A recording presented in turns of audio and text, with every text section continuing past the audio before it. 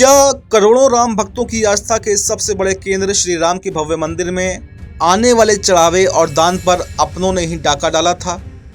क्या रामलला के दरबार में व्हीलचेयर चलाने वाले मामूली सेवक असल में कार और करोड़ों की जमीन के मालिक भी थे? अयोध्या राम मंदिर चंदा चोरी मामले में स्पेशल इन्वेस्टिगेशन टीम यानी कि एसआईटी की रिपोर्ट आने के बाद में राम जन्मभूमि परिसर में एक हड़कंप समझ गया है। कार्यभार संभालने वाले ट्रस्ट के कुल 8 लोगों को गिरफ्तार कर पुलिस रिमांड में उनसे कड़ाई से पूछताछ की जा रही है और इस पूछताछ में अब धीरे धीरे चंदा चोरी की ऐसी खौफनाक परतें खुल रही हैं जिसने पूरे देश को सन्न करके रख दिया है। मुख्य आरोपी और मास्टरमाइंड अविनाश शुक्ला ने पुलिस के सामने वो राज उगल दिए हैं जो इस पूरे मामले को एक बेहद डरावने मोड़ पर ले आए हैं। एसआईटी की गिरफ्त में आए मुख्य आरोपी अविनाश शुक्ला ने पुलिसिया पूछताछ में यह बड़ा कबूलनामा किया है कि राम मंदिर से चुराए गए चंदे और चढ़ावे का असली बंदरबाट अयोध्या के 14 कोसी परिक्रमा मार्ग के पास हुआ करता था।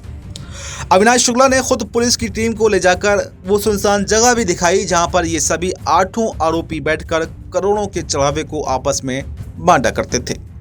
इतना ही नहीं, अविनाश की ब्रेज़ाकार से पुलिस को चंदा चोरी के तमाम पुख्ता सबूत भी मिले हैं और उसकी निशानदेही पर परिक्रमा मार्ग के पास छुपा कर रखी गई कई कीमती वस्तुएं और गहने भी रिकवर किए गए हैं। कभी प्रतापगढ़ में पानी बेचने वाले अविनाश शुक्ला को राम मंदिर के दान राशि गणना केंद्र में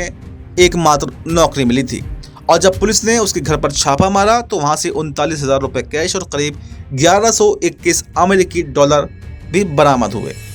अविनाश के साथ में लवकुश मिश्रा, अनुकल्प मिश्रा, मनीष कुमार यादव, करुणेश पांडे, रमाशंकर मिश्रा, रमाशंकर उर्फ टिन्नू यादव और सुभाष श्रीवास्तव इस वक्त जेल की सलाखों के पीछे पुलिस रिमांड पर हैं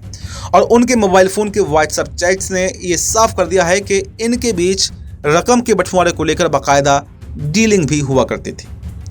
इस पूरे स्कैम में सबसे चौंकाने वाला खुलासा मंदिर परिसर में व्हीलचेयर चलाने वाले चालकों को लेकर हुआ है। एसआईटी की जांच में ये बात सामने आई है कि ये ड्राइवर्स कोई मासूम नहीं थे, बल्कि इनके पास महंगे 4 व्हीलर्स और अयोध्या में कई कीमती ज़मीनें भी मौजूद हैं, जिसके बाद में एसआईटी की सुई अब इन चालकों की तरफ भी घूम गई है। आरोपियों के मोबाइल चैट से ये भी पता चला है कि राम मंदिर परिसर के भीतर पूरा प्रबंध और संचालन महासचिव चंपत राय, डॉक्टर अनिल मिश्रा और गोपाल राव के हाथों में था और बैंक में जो पैसा डालने का काम था वो अनिल मिश्रा की देखरेख में ही हुआ करता था। वहीं टिन्नू यादव नाम के आरोपी के पास सोने और चांदी के कीमती ज्वेलरी को संभालने की सबसे बड़ी जिम्मेदारी हुआ करती थी। एसआईटी की टीम ने राम जन्मभूमि परिसर में लगातार 7 से 8 घंटे तक गहन पूछताछ की है और अब इस जांच का सबसे बड़ा फोकस राम मंदिर ट्रस्ट द्वारा की गई करोड़ों की जमीनों की खरीद और फरोख्त यानी कि लैंड डील्स पर भी टिका हुआ है, क्योंकि पहले भी काफ़ी आरोप लगे थे। अब रिकॉर्ड खंगाले जा रहे हैं कि क्या ट्रस्ट ने जमीनों को जानबूझकर महंगे दामों पर खरीदा था और इसी सिलसिले में विशेष आमंत्रित सदस्य गोपाल राव से भी तीखे सवाल जवाब अब किए जा रहे हैं। इस बेहद संवेदनशील मामले पर राष्ट्रीय स्वयंसेवक संघ यानी कि आरएसएस की तरफ से भी पहली आधिकारिक और बेहद तल्ख प्रतिक्रिया भी सामने आ गई है। संघ के सरकार्यवाह दत्तात्रेय होसबोले ने कहा है कि इस दुर्भाग्यपूर्ण घटना ने समूचा हिंदू समाज और करोड़ों राम भक्त बेहद आहत हुए हैं और उनकी आस्था को गहरा आघात पहुंचा है। उन्होंने राज्य सरकार द्वारा गठित एसआईटी की सराहना करते हुए मांग की है कि जांच में जो भी दोषी पाया जाए उसे कठोरतम दंड मिलना सुनिश्चित किया जाए।